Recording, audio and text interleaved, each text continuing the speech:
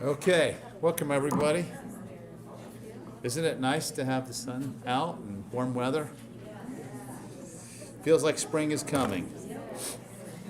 So I'm excited about what we're going to talk about tonight. This week was about food labels, obviously.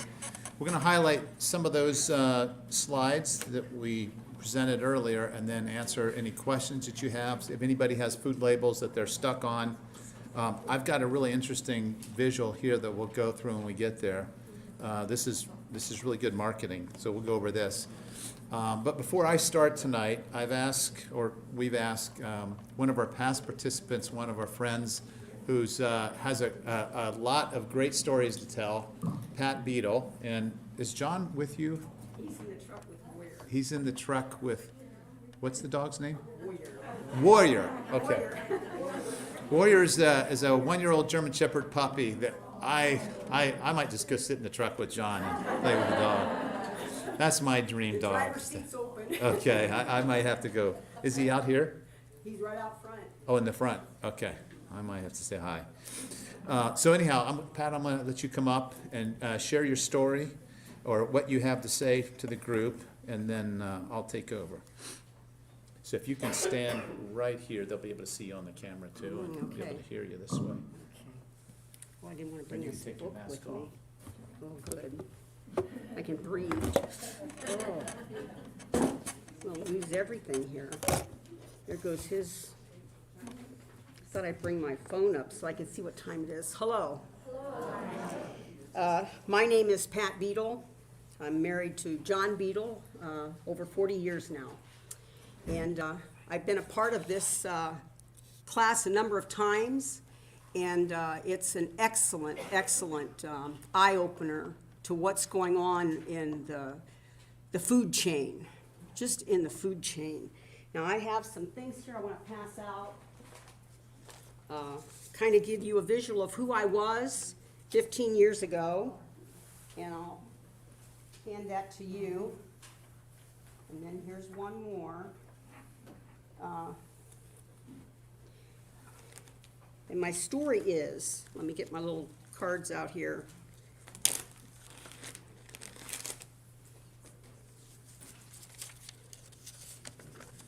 My story is, we all kind of have food labels. We have people that stamp us with labels.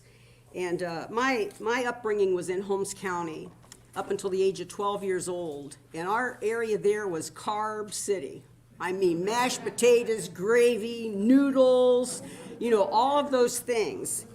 That was just what we were raised on. Mom and Dad raised that in the garden.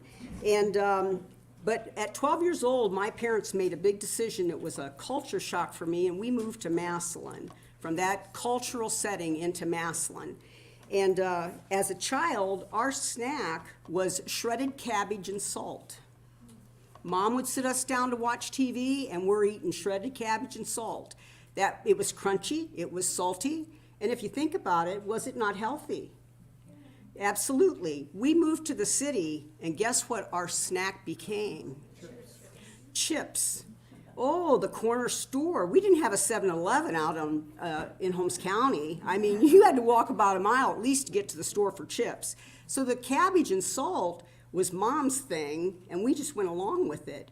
Well, I wasn't in Massillon too long, and all of a sudden, my nickname became Fatty Patty. And I mean, that's just how they stamp you. They just, kids are cruel. I was the new kid on the block. And so from that time on, once I got in the city and learned McDonald's and learned all of the fast food places, my weight became a fight for me. And as I fought it, I'd fight and I'd lose. I'd fight. I mean, you'd lose the battle, win the battle, lose the battle, win the battle. And so for me, when Dr. McKnight started this class, it was real important for me not just to learn how many of you have been to one thing after another. I mean, I've done Weight Watchers, I've done Tops. I don't even know if the number of things that I have tried. South Beach, just think about the ones that we've been involved with. But what I liked about what Dr. McKnight offered to us was a lifestyle, something we can live with. And that was very important to me. My dad was a stickler about health. You know, he come from a farm, and in our home, it was apples. We had apples. His sister's home, it was candy. And what a delight it was to us to go to Aunt Mary's house. I mean, in this Christmas time, Dad would come home with a bushel of yellow delicious apples and a bushel of red delicious apples, and that's what we ate. When we would go to Aunt Mary's house, ooh, she had the ribbons, she had the little chocolate kisses, and we gorged ourselves on that stuff, but my dad was not going to have it for us to have on an everyday basis. So he kind of set that foundation for us to eat proper. When I met my husband over 40 years ago, John was all about eating right too. I mean, fast foods, do you realize, I mean, you don't realize, he had never had a Whopper till he met me. He had never eaten a Whopper.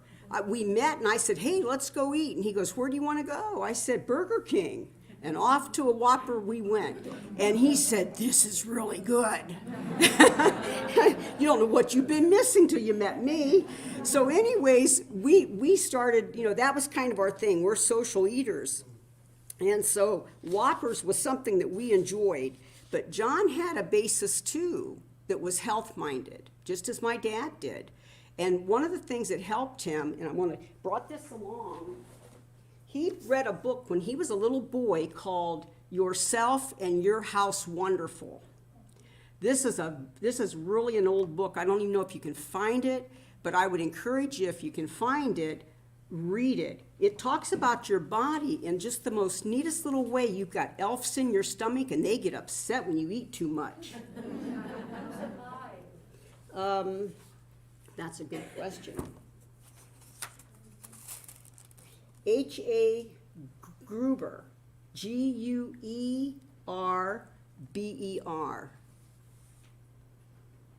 But it's Yourself and Your House Wonderful.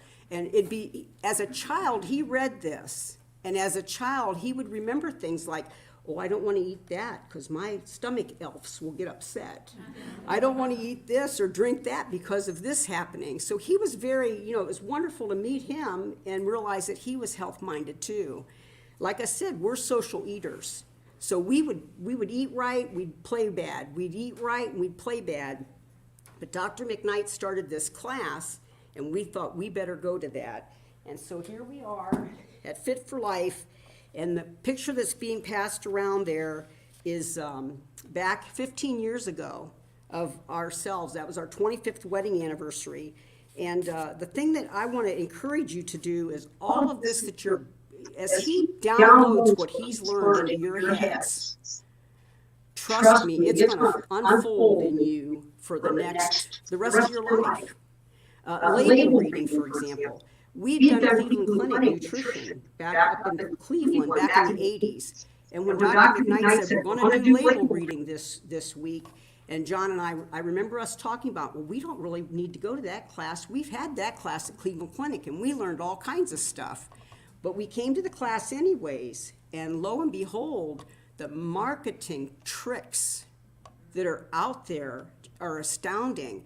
And as Dr. McKnight talked about corn syrup, I remember it seemed to me like his personality seemed to change. It upset him because of how it affects our population, our children. And so I go to the store, and just at random I'm looking for things, and I was going to make chili.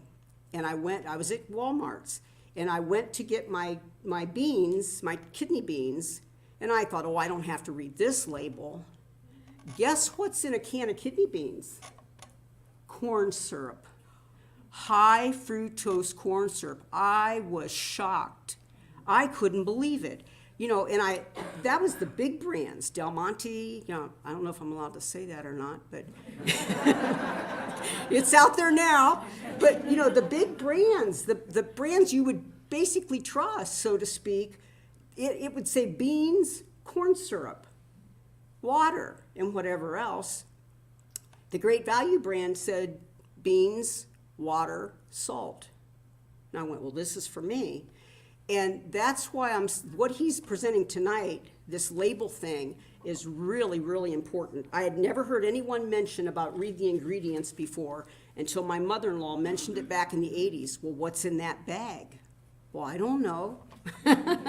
She said, you should read the ingredients. So he kind of got some of that from his mother. So those are the things that helped us. One of the things that has helped us from this class is we're better grandparents.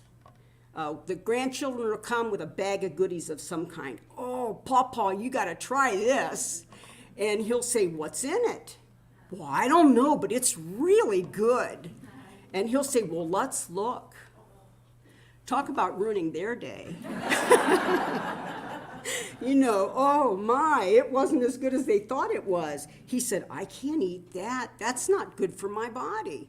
And so he's, you know, it'll affect your generations of the children coming. What's going on in our house now is I have exchanged things. You know, where I used to have whole wheat spaghetti. I have whole wheat spaghetti versus white spaghetti. Well, now I've went from whole wheat spaghetti to spaghetti squash. Now, if you follow the Fit for Life on the internet there, I had made a spaghetti squash lasagna. And it was delicious. It just surprised me. You know, John, he wanted his regular, which was okay, but I said, I need to watch my carbs. You know, my A1C wasn't pretty. How many of you got a A1C? Sometimes it's not pretty.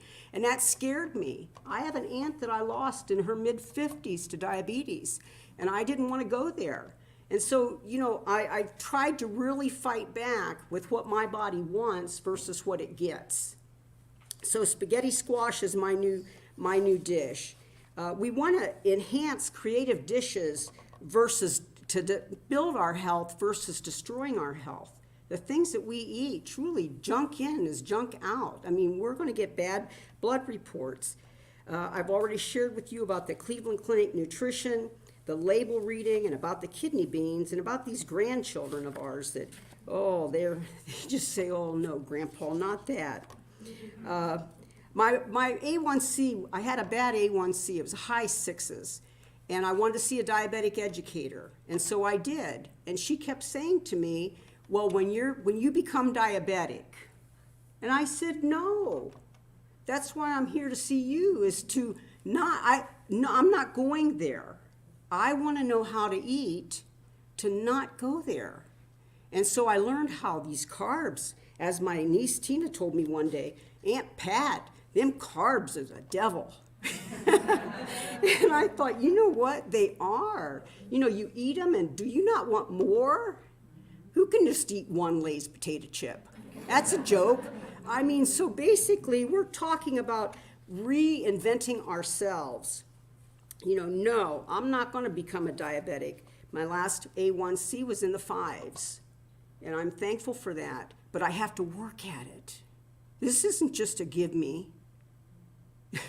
How many of you just have a give me? How many of you just get your paycheck because you showed up? No. You know, in our bodies the same way. You don't realize there's carbs in everything. And the other thing that helped me with this course was intermittent fasting. Yo, my goodness, isn't that great? I mean, what I like about it, I've never been a great breakfast eater.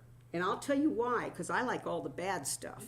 Give me the sausage and the home fries and the eggs and the gravy, whatever it is. That's my breakfast desire.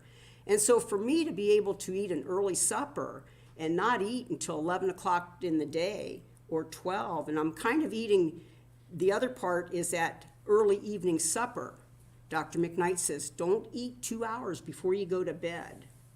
Well, that's not always easy. It was not always easy for me, but I can do it now. So the intermittent fasting and then that label reading. Now, last but not least, right in front of my scales, I have this, the serenity prayer. You know, God grant me the serenity to accept the things I cannot change, the courage to change the things I can, and the wisdom to know the difference. Well, you know what? When I step on that scale, that's something I can change. I'm the only one that can. There is no one that can make that change but me. Now, other things I have no control over, but that I can, and I'm fighting to do that every day. We got this new dog, Warrior. My husband of 40-plus years, he had a stroke 4 years ago, and he survived well through it. A lot of miracles in that storm that we went through. Last May, he had a heart attack and had open heart surgery, May 10th. Well, he wanted a dog, and I kept dragging my feet, because I'm thinking, oh, it was a rocky summer. And the day before his heart attack, he wanted to stop at the Tuscarawas County, the pound out there, and get a dog. They were closed. God knows what he's doing. Well, anyways, we wanted a dog, and I kept saying, God will give us a dog when it's time. Well, 5 weeks ago, we got a 7-month-old German Shepherd canine, weighs 72 and a half pounds, and it wants me to take him for a walk every day. So who do you think that benefits? Me. So, it's just a wonderful thing to get active, stay active, do what you can, have the courage to change what you can. Don't let family browbeat you. That aunt that I had, she said that when a restaurant came up, she turned into it. That was the way she lived. And it shortened her life. And life is too good to have it shortened. Dr. McKnight wrote this article. I found it in my office, 2013. He probably doesn't even know what it says. But he made 4 points in there. One point in particular, he said, we are all the wiser than we realize. Each failure in our life is really an experiment. Thomas Edison said, I have not failed. I just found 10,000 ways it won't work. So you think about that. We have all found ways that don't work, but don't give up trying. Keep on keeping on. Fight your fork. Fight your way that you think to yourself, I don't feel like walking today. Just say 10 minutes. I'm just going to walk 10 minutes, and you'll be so surprised what 10 minutes will make into 20, just because it felt good. With that in my closing, because I don't think I have more time, John says, don't give her the mic. In my closing, I have this to pass around, and I thought that as all of you take one of these from week to week, I only have 25 or 24. From week to week, share these with one another in something that encouraged you to kind of grow the class together and know that you can make it. You can make it. Ounce by ounce, pound by pound, step by step, you can make it. You are a winner. And you know what makes you a winner? You're here.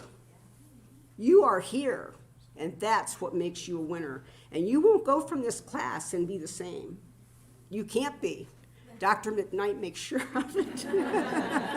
He's here to make you feel guilty. But, progress, not perfection.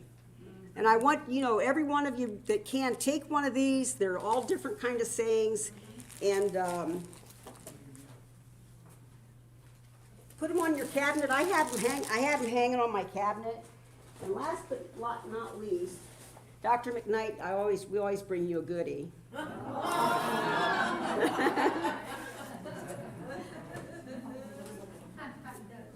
brownies. Oh, no. No, that is Himalayan fermented cabbage, which is sauerkraut. In other words, known as sauerkraut.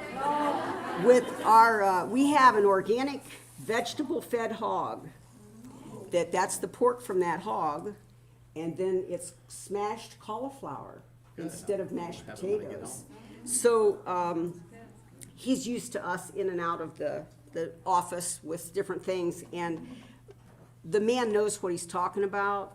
He's done his homework for us to benefit. A man of integrity and honesty and compassion. And truly, I think John and I mean, especially, you know, I don't know where we'd have been without some of the knowledge he has shared with us in his passion. And even when my scales were up, when I went to his office, he never browbeat me and gone, you know better than this. He always encouraged me, well, you get a handle on this, Pat. You can get a handle on this. And I appreciated that, because being called Fatty Patty wasn't fun. I don't like that name. So God bless you, Dr. McKnight. And God bless all of you. I wish for you the best of this class, that it benefits you and the generations to come, because we are winners. All of us. Have a good evening.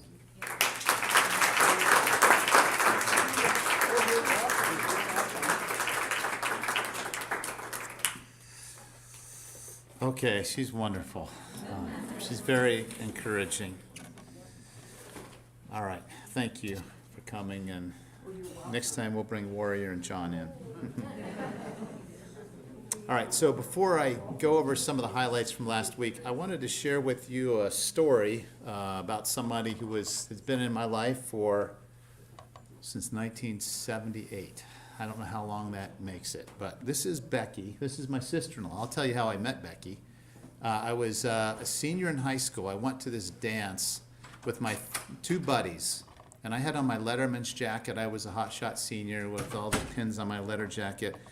And my two buddies and I, we walked into this dance and we're like, all right, all the girls know we're here now, right? And there was a girl that I wanted to dance with. There was a one girl, she scared me to death because I thought she was so cute, but and I didn't know how to talk to girls, but I had to dance with this girl. So even though I thought it was a hotshot jock, I was scared to death. So they announced the last song. And so I knew it was my last chance to meet this girl. So all the girls, and these girls were from Zanesville, and they were all sitting in a semicircle. So I put my head down and I walked to the circle, and there was only one set of shoes left in that ring of chairs. And I looked up, and it was not her. It was her sister, Becky. So I'm like, would you like to dance? So she thought I liked her. Well, my best friend, Randy, I'll tell you about Randy another time, but Randy was dancing with her sister, Karen, who I wanted to dance with. Now, this was Karen when she was real young, and this is Becky, the older sister. So anyhow, after I convinced Becky I wasn't interested in her, I started dating Karen, and then we dated for 7 years, and she was the girl that I married. But it's kind of ironic that the name of the song that we danced to was Baby What a Big Surprise. And that's exactly what I thought. Like, that is a big surprise. Becky's a sweet soul, but not the one I wanted to dance with. So Becky, this is a picture of Becky and her oldest three siblings, and she had three other siblings, I think, after this. Becky died last October, and she died of COVID.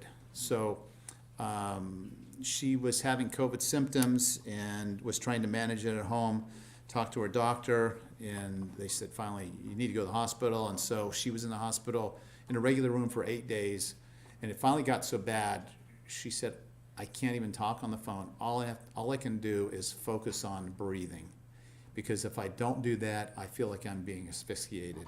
And it finally got to the point where she couldn't do that on her own, and she said, please help me breathe.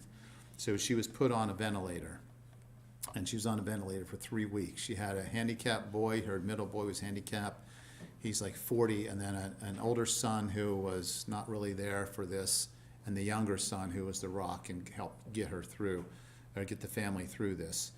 After 3 weeks on a ventilator, the doctor said, we've done everything. We don't think she's going to make this. So my wife, Karen, and one of her other sisters held her hand when they took her off the ventilator and watched her breathe the last 2 hours of her life.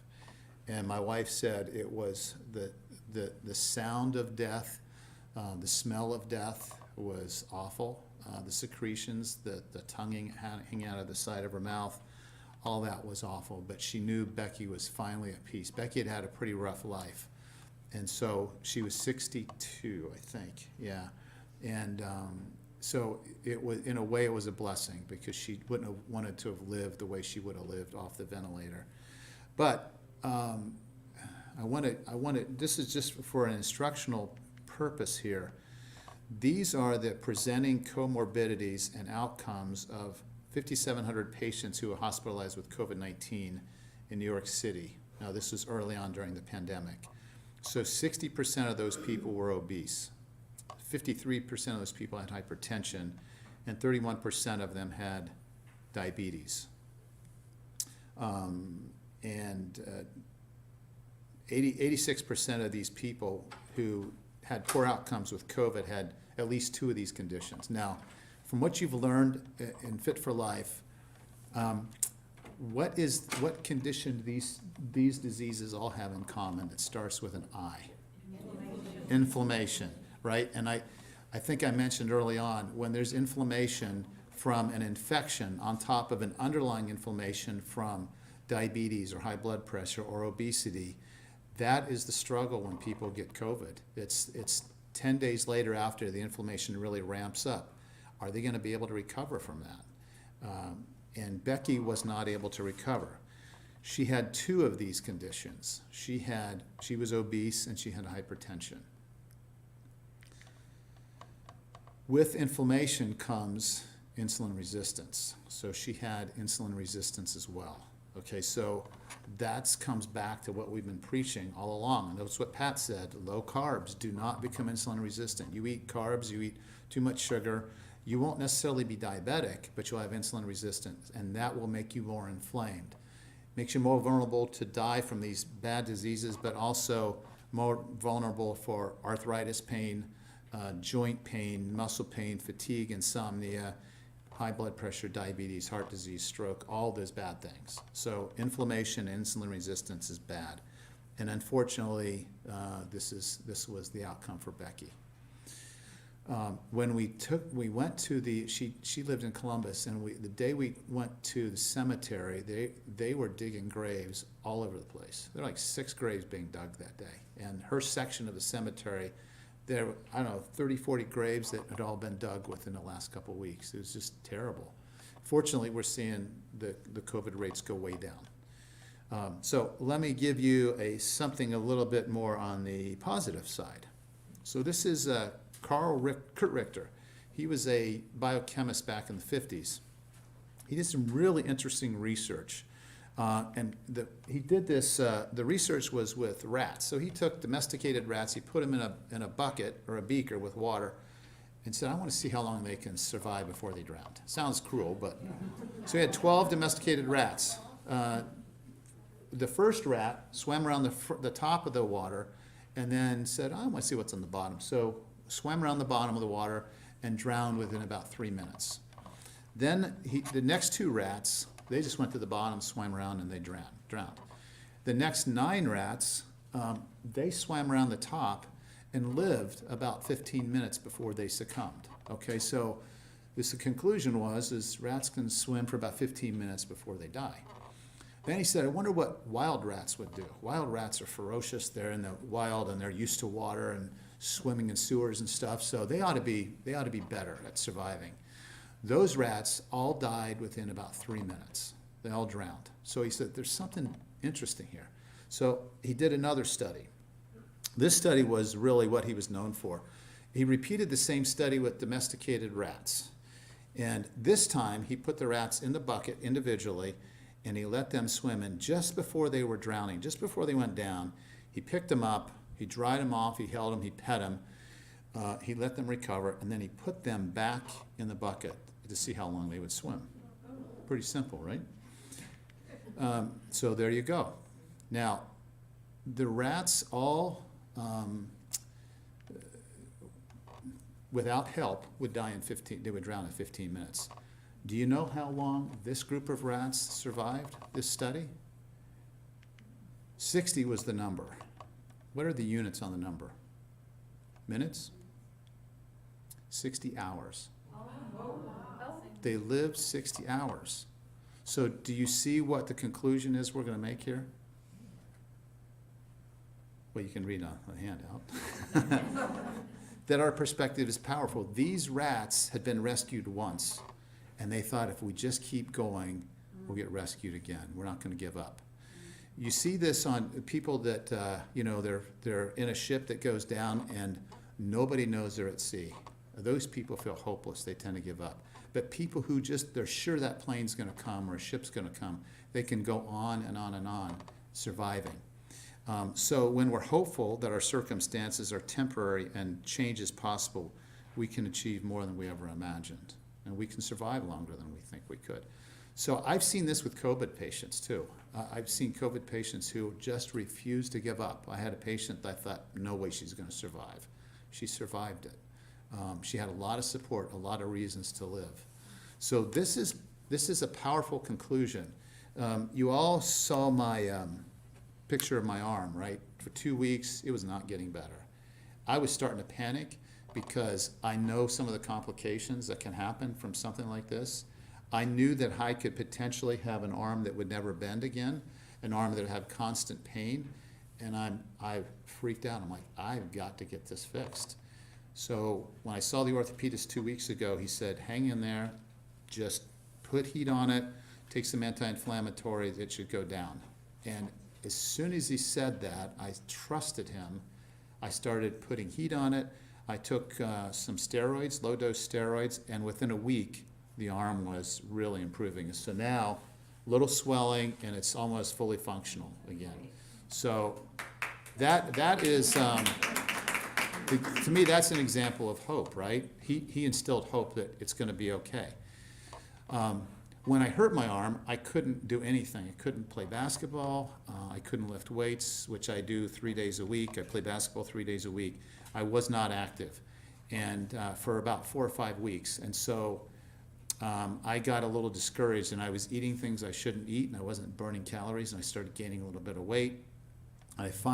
Saturday, I went back to the gym to play basketball, and I was feeling kind of off. I was getting these headaches, and I kept checking my blood pressure, thinking my blood pressure was high, and sometimes it was. So I got a blood pressure pill that I would take.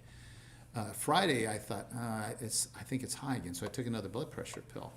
Saturday morning, I played basketball and felt awful. I felt terrible. I was really winded. I would just run a little bit, and I was so short of breath. I was getting tingling in my neck, and I'm like, uh-oh. See, what in my back of my mind, both parents had open heart surgery. And even though I've done things different than them, genetics play a role here. And so I was worried about this. So today, I have a friend at the hospital who does stress tests. And I said, hey, I'm kind of worried about this. Can I do a stress test to make sure I'm okay? So he said, sure. I said, how long is the longest anybody's gone on one of these? He said, well, if you get 12 minutes, you're doing better than almost everybody. I said, I'm going 13 minutes. So I did this stress test today, and I felt really good. I went 13 and a half minutes. And he said, I don't know if we've seen anybody go this long before. He said, no, I take that back. We had a guy in the Army who was in his 20s who was a distance runner. He went 16 minutes. So I'm relieved again. So if I'm short of breath next time, I know it's not my heart, and I'll be okay. Again, we're coming back to this belief system, right? Because when you get scared about stuff, it's paralyzing. So we have to have confidence in our body's ability to heal. I was absolutely amazed how quickly this started to heal.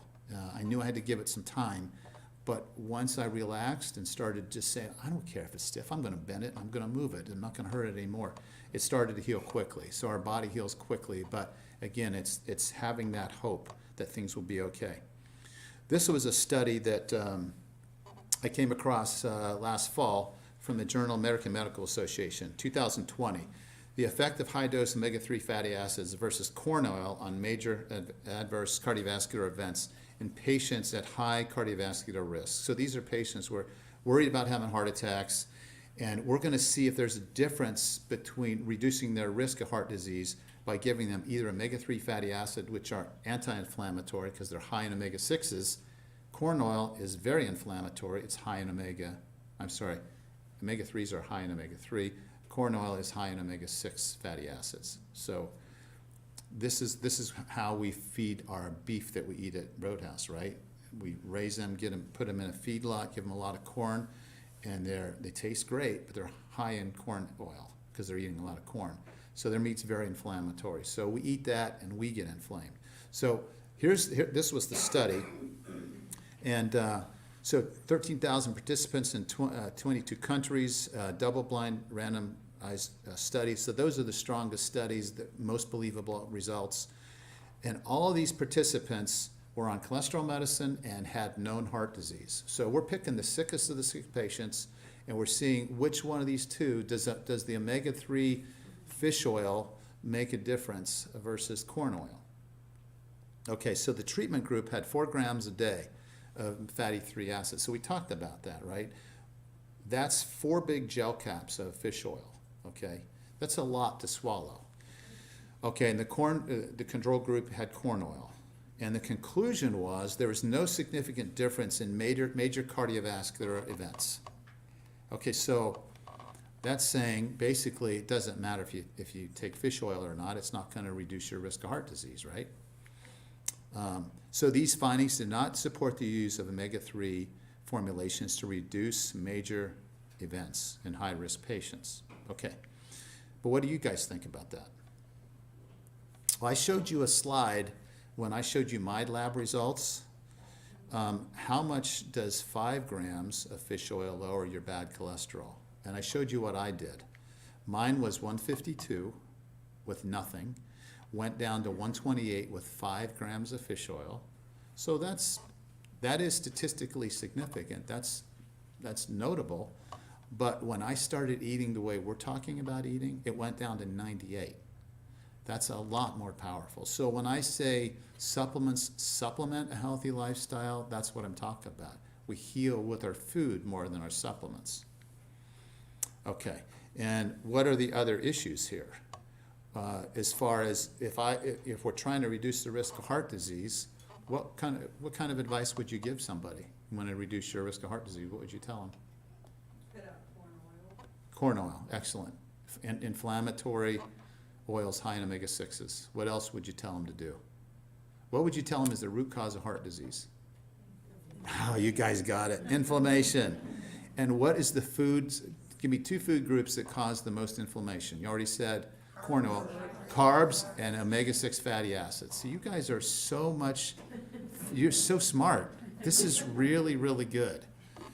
Okay. Oh, and look at this. This is in the study. The conflict of interest disclosures. These authors had ties with these pharmaceutical companies. So what do you think of the validity of this? I mean, they're basically saying, yeah, see, we just proved that our cholesterol medicines are the way to go. It doesn't matter if you take fish oil or corn oil. Take our cholesterol medicines, right? No, they didn't say anything about plant-based diet. Okay, let's see. Another slide. This is pretty interesting also. Oops. Annual mortality of heart disease versus cancer. So heart disease is in the blue, cancer's in the red. And what you're seeing is that we're having more and more people die from cancer. Heart disease is starting to come down. Is it coming down because we're eating healthier? Why is it coming down? Medications and interventions, right? We're doing brutal things to people when we crack their chest and bypass their arteries or give them stents. And we have medicines to keep them alive, but we're not stopping the disease process. Okay, so they're living a little bit longer. But cancer apparently is on the rise. So one of the other slides I came across was, why did the Human Genome Project fail? We thought if we understood all the genes, where the genes are and how we manipulate them, there's a gene for heart disease and inflammation and atherosclerosis. If we could manipulate that gene, then we can reverse heart disease. That was the idea of the Human Genome Project. We know where every gene is on the chromosomes and what they do, but we're not changing our mortality rates as a result of it because we're not changing our lifestyle, our environment. So these just give you different studies and of different types of mutations. So tumor samples, over 1 million, coding mutations, over 5 million, gene fusions. So why are these all mutating? That's the question. Well, the answer is probably right here. It's epigenetics, it's the environment. It's not the genes that are doing these things, it's the pressure that our environment is pushing and putting on our genes. So when it comes to cancer, this is the breakdown of the risks for cancer. So 30% of cancer, we believe, is directly related to our diet, and it's on the rise. 35% of cancer is related to tobacco use. Occupational exposure is 20%, infection is 10%, and then the other category is 5%. What about insulin and cancer? So, we've talked about how bad insulin is, right? It's inflammatory. Well, this shows you your overall survival versus recurrence of disease, of cancer. And look at, this is basically talking here about your risk of dying versus your insulin load. So the higher the insulin load, the higher the insulin levels, what's that tell you about dying? The higher your chance of dying, right, of cancer. So there is a link between high insulin levels and cancer. A diabetic, theoretically, is more susceptible to cancer. Someone who is not diabetic, who has high insulin levels, is more susceptible to cancer. Here's another study that says high insulin levels are linked to many chronic diseases. So you can see all these diseases that are linked to high insulin levels. So we knew heart disease was linked to it. We know cancer is linked to it. Did you know stroke is? Did you know kidney disease is? And even Alzheimer's disease. Okay, so eating too many carbs also puts us at risk of dying from cancer and Alzheimer's disease and having kidney disease. Okay, and then this one, we already talked about this. The effects of high insulin levels making erectile dysfunction worse, making your risk of heart disease worse because high insulin level blocks the ability to make nitric oxide. So how do you know if you have high insulin levels? If you're not going to have your doctor check it, you can get a fasting insulin level, and you want it to be between 2 and 5 if you do fasting insulin. But here's other ways. You can measure it. Like I said, it should be between 2 and 5. If you have high blood pressure, your insulin levels are probably higher than they should be. If your triglycerides are high, or even greater than 100, your insulin level is probably too high. And you probably know that because you're struggling to lose weight. If you have a family member with type 2 diabetes and you get overweight, you're susceptible to developing the same thing. A history of gestational diabetes or polycystic ovaries, that's a really badly named condition because polycystic ovarian syndrome makes us think of cysts on the ovaries, okay, that's my problem. No, these people, their problem is insulin resistance. They're more susceptible to breast cancer, heart disease, high blood pressure, and diabetes when they have polycystic ovaries. And then erectile dysfunction and is another indicator that you have insulin resistance. If you have a fatty liver or elevated liver enzymes, you probably have some insulin resistance. Another good one is skin tags. If you're one of these people that have a lot of skin tags, you see them on the neck, you see them in the armpits and in the groin, that's a sign of, that's an overgrowth of something, and insulin is a growth factor. So if you have those, you probably have insulin resistance in high levels.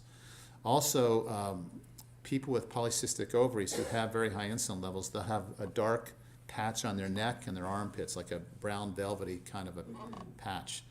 I'll see that in people that I'm like, I think you have PCOS, and I see it. It looks like they need to scrub their neck better because it's kind of a dirty color. So that's a sign of high insulin. So these people, to fix this, they have to be low carb, low sugar. You can have cheat days every now and then, but for the most part, you really got to be low sugar. Okay, what about carbohydrate restriction, reducing the risk of skin cancer? So they did a study with rats, and they gave these rats something that would cause skin cancer, a skin cancer carcinogen.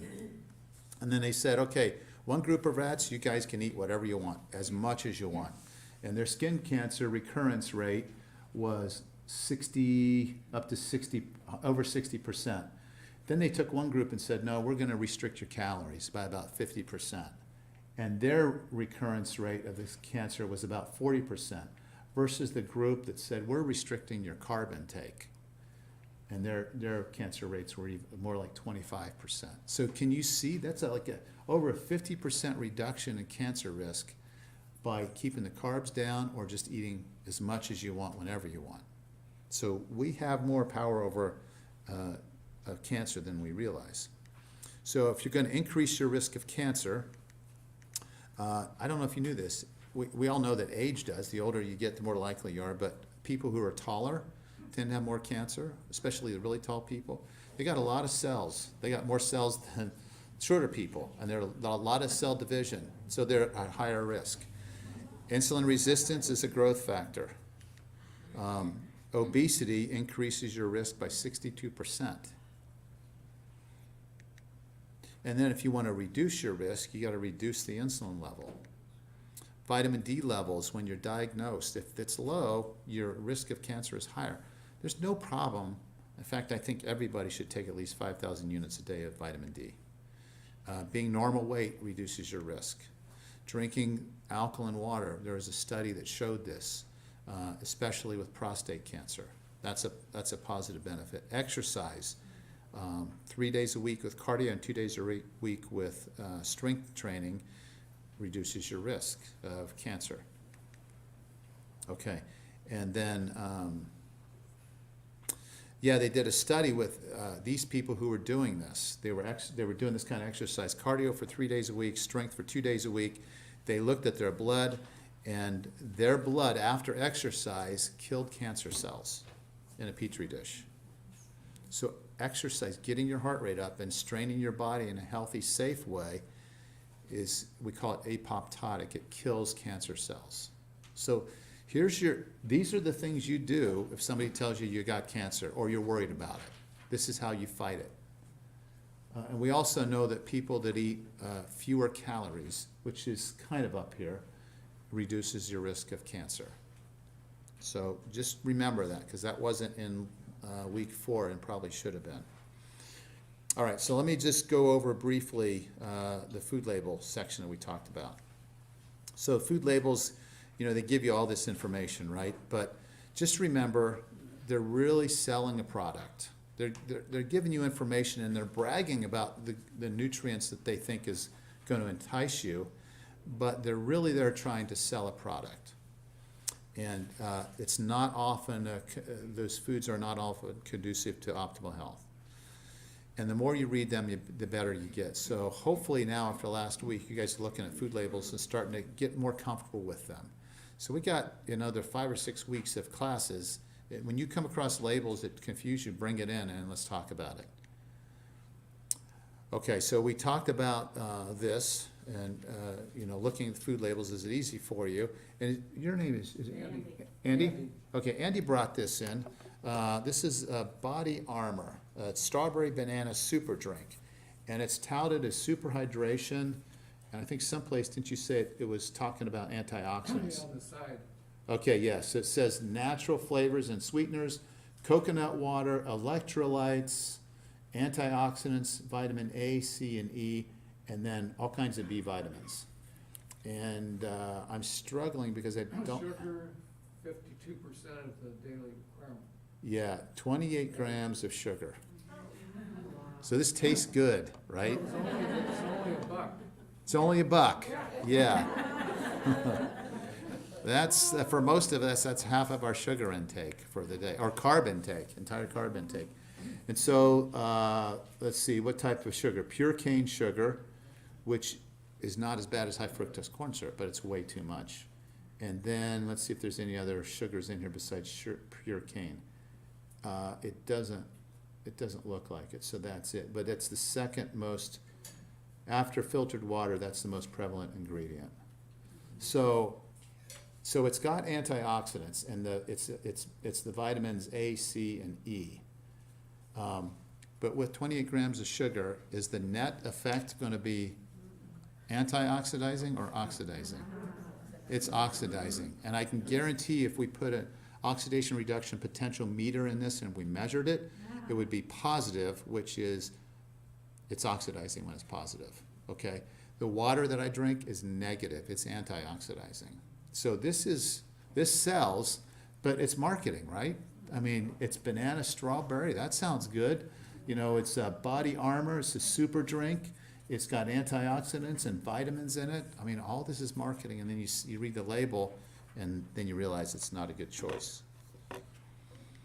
Okay, the example that we looked at on the video was this box of Basic 4 whole grain cereal.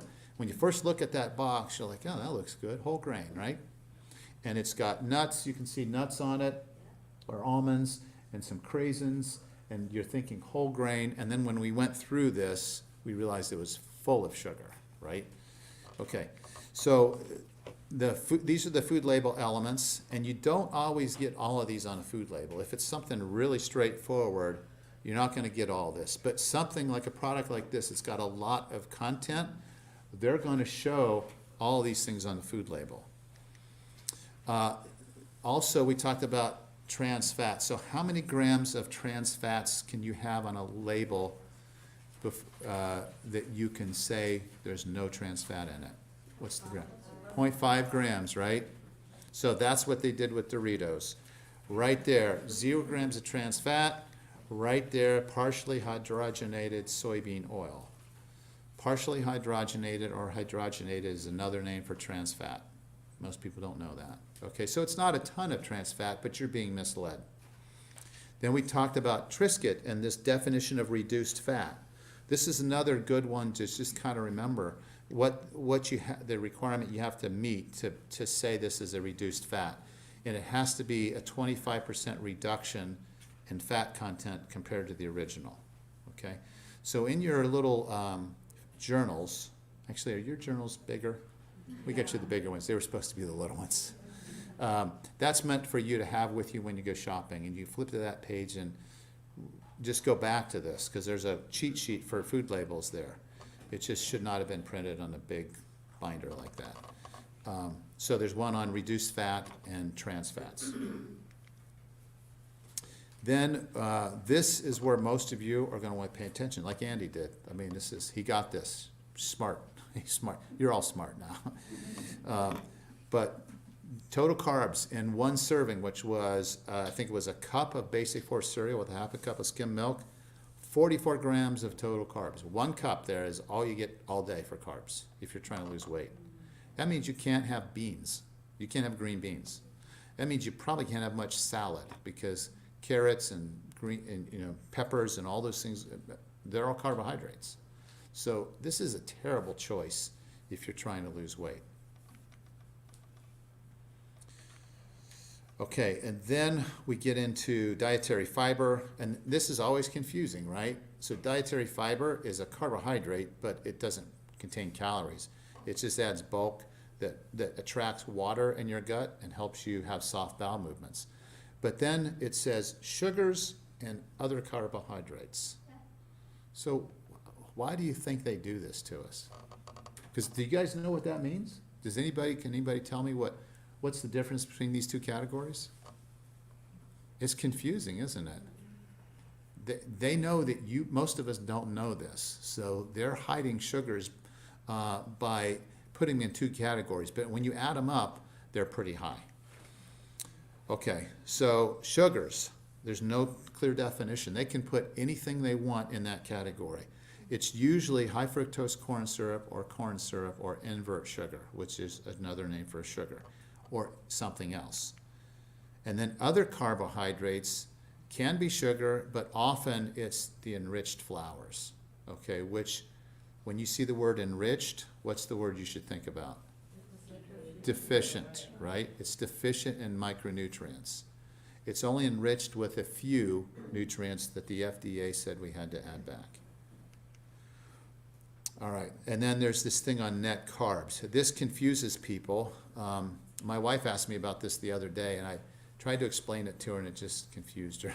So hopefully you guys, it's something I always have to think about, but net carbs are basically carbs that give you calories.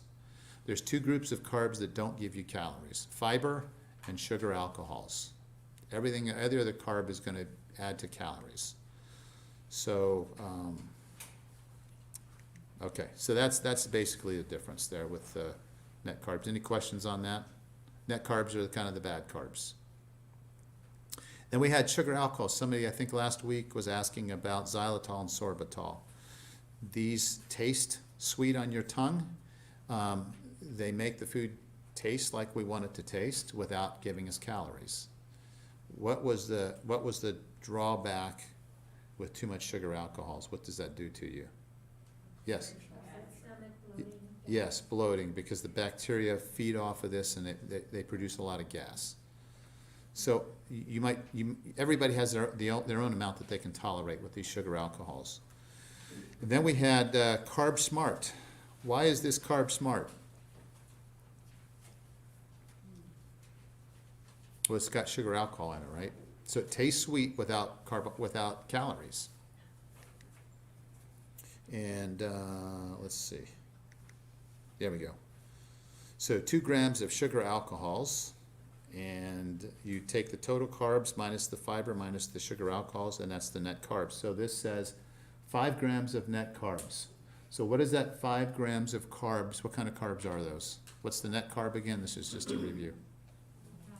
It's giving you calories, right? Whether it's sugar or other types of carbs. Good. And it tells you right here, no calories there. We don't know what this is, and this is calories. So technically, this could be 7 grams of net carbs, but if the other sugars there are the sorbitol, then that's a non-caloric calorie, and then the math would add up, because it would be 9 minus 4 is 5 grams of net carbs. See how, that's confusing, and you almost have to look on the ingredient list to confirm that. Does that make sense to everybody? Okay. Which one do we count as carbs? Like when we're counting carbs? The total? No, the total sometimes has fiber in it, which has no calories, and it doesn't do anything to insulin. The sorbitol, or the sugar alcohols, if they're here, they don't give you calories or affect your insulin level, but everything else does. So it's the net carbs that is the bad one. That's the bad carbs. It's something you just kind of have to review it a couple times till it sticks. Just remember, the net carbs are the ones we're trying to be careful with. Okay, on this food, well, actually on most labels, by law, they're required to give you the content of vitamin A, C, calcium, and iron. I don't know why they think those are so important, but I think this has a lot to do with bone health and with dairy. So vitamin C and calcium, vitamin A and iron. A lot of labels will not list all of these, but you can see why Basic Force Cereal wanted you to see this, right? They're trying to impress you. 25% of your daily needs in these vitamins and minerals. So in a sense, that's good. The problem is it's just way too many sugars. Okay, so the other ones are optional. Okay, this is good to remember too. If it's less than 5% of the daily value, it's a poor source for that nutrient. More than 10%, it's a good source, and greater than 20%, it's an excellent source. But again, when you look at that, you're thinking, boy, this is really good. This is excellent. And it is until you get to the sugar content. Okay, and then you all know that the ingredient list is in the rank order of ingredients by the most prevalent weight. So just glance, this is really where you should start, right?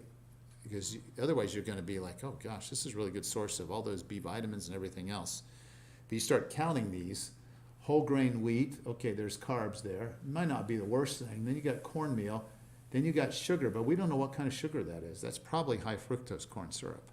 Then you got brown sugar and raisins, which is sugar. You got rice flour, corn syrup. Then you've got dried cranberries, more brown sugar syrup. I mean, there's a ton of sugar in there.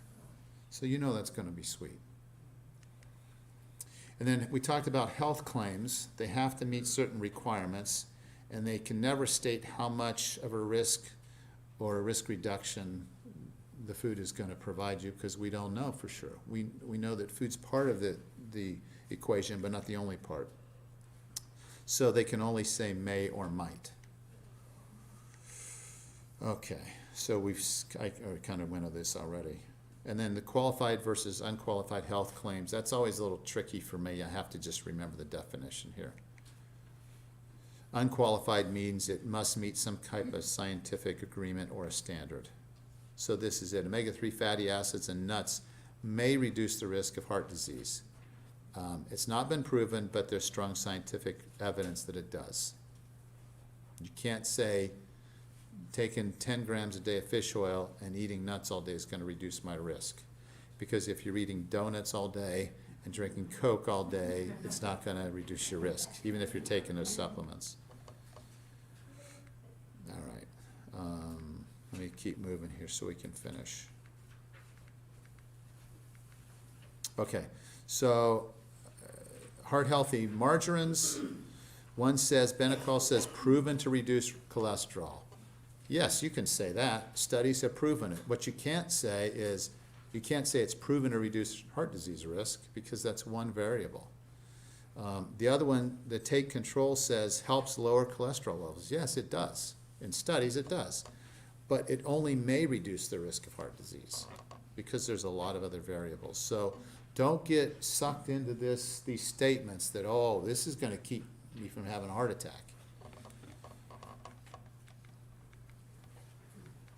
Okay, then wheat thins, I just put this up here because a lot of us think wheat thins are healthy snacks, right? Because they're wheat. But again, you look at this ingredient list here, and it's got unbleached wheat enriched flour, so that's deficient flour. And then it's got soybean oil, which is a high in omega-6s. It's got sugars and malt syrup and more invert sugar, so a lot of sugar in it. And look how many, it's what, 16 crackers is a serving, and it's going to give you 22 grams of carbs. How many grams of net carbs is that going to give you? 20. Excellent. Good. Gosh, you guys don't need this anymore. Man, I'm telling you, you guys are a really smart group. This is impressive. All right, let's see. Okay, so with all that said, we know we're not supposed to be purchasing a lot of food off the shelves. It should come from the produce section, right? Because almost all these foods contain hydrogenated or partially hydrogenated fats to prolong the shelf life. They have inflammatory sweeteners like corn syrup and high fructose corn syrup. They have enriched flour, which is nutrient depleted. They often have food dyes and artificial sweeteners. You know what my headache was that I was getting last week? I thought my blood pressure was up. The headache was? I've been sneaking like too much caffeinated stuff. And like a Diet Coke and then a Zip Fizz. And it was I think it was the aspartame was starting to give me this dull headache. And I thought, gosh, my blood pressure's okay. I got a dull headache even at night. And I went to, could I have a brain tumor? I mean, I always go to the worst, right? And I started worrying about it. And after a couple days of not drinking that stuff, the headache went away. So no brain tumor. Okay. So these foods tend to be low in fiber, and they're just not good. And packaged foods are dead. They have no life-giving energy. If they have enzymes in them, if they can rot, they probably have life. So nature said, I'm going to give you the foods that help you heal, that have energy in them. Remember, energy is associated with life. No energy is associated with death. I think I mentioned this before. When you're alive, you can stick your finger in a socket and you can conduct electricity. When you're dead, you can't do that. Okay? So these live enzymes are really healthy. Okay, so next week, we're going to switch to fitness topics. We're going to have Coach Hartzell here, who you guys are going to love him. He hasn't been here a couple of years. But you're going to love him. I think he's about 82 now. And some of you might have known him or seen him. You will be impressed with Coach Hartzell and his flexibility and his story. We're going to talk about reducing arthritis pain and how to do that in your joints. And we're going to help you understand how to heal in an accelerated manner when you have a sprain injury. It's exciting. I can tell you, I can't tell you how many sprained ankles I fixed in 15 minutes after learning what he taught me to do. People that come in my office with a sprained ankle and an air cast after getting a normal x-ray in the ER and being put in an air cast and crutches for 3 days, they always hurt more and they're more stiff. I take the air cast off, I stretch them, I get the swelling out, and they usually walk out of the office in 15 minutes with no pain or little pain, and they don't need the crutches or the air cast. We're going to talk about how to do that. It's phenomenal. Coach Hartzell is the one that taught me that. So he's got a great story. Okay, yes. What kind of questions do we have? Is there a total number of sugar grams you should limit yourself to a day? Good question. I don't know if I have a total number, just the carbohydrates that you get in, say, baked beans or green beans or vegetables are a better carbohydrate source than just sugars, right? Because you'll get a much bigger insulin response with sugars. Is there any fruit that you shouldn't eat? Well, the best fruits are berries because they're lowest in sugar. I think God intended us to have fruit. That's our dessert. But the fruits that we usually like are the sweet ones, right? Like watermelon and pineapple and apples. So those are the ones you got to watch. If you have an apple at 3 o'clock in the afternoon, you're liable to be starving at 5 o'clock because the insulin response and it comes back down.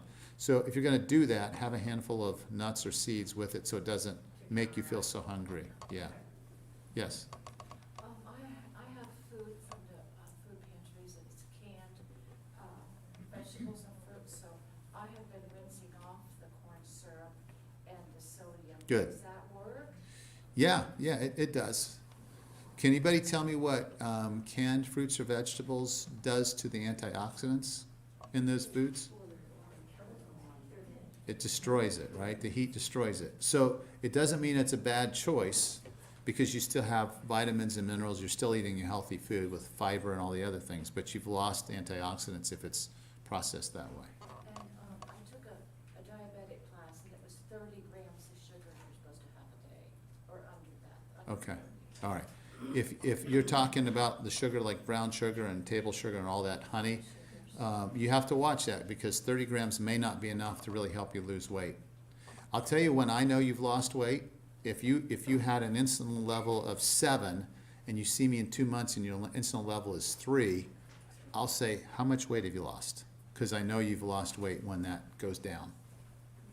So that's a really good way. And some people can lose weight on 50 grams of carbs. Some people have to be closer to 25, but I think 50 is a good place to start because 25 is approaching the keto diet, and I don't think that's really a great diet long term. Any other questions? Yes, sir. I saw some package that had a lot of ingredients, and it said, in the footnote, like, one of these ingredients is genetically engineered. Genetically Doesn't tell you modified. which one, what good is that? Yeah, I know, yeah. So should you worry about that? Genetically engineered foods, I think you Well, should. it said one ingredient, there's 40 ingredients. It Yeah. doesn't say asterisk. you know, Yeah, whatever. usually it's the wheat products that are genetically modified. And what happens is the gluten content in the wheat flours is so much higher than what nature prepared. That is what's leading us to more gluten intolerance, celiac disease, and all the gut issues. And that all came about when Monsanto said we're going to start fertilizing crops and using these pesticides to keep it out. That completely changed what nature intended those wheat kernels to look like. In my opinion, an evil company that has really caused us a lot of problems. Yes? The wheat germ that they take out of the wheat, when you buy it in a jar, is that as good to use or is it not? Well, it's good to use, it's good to add it back. It's hard to know if it's exactly what was there before or if it's portion. I don't know if it's part of it or all of it. Would it be worthwhile? Yeah, probably would, yeah. Any other questions?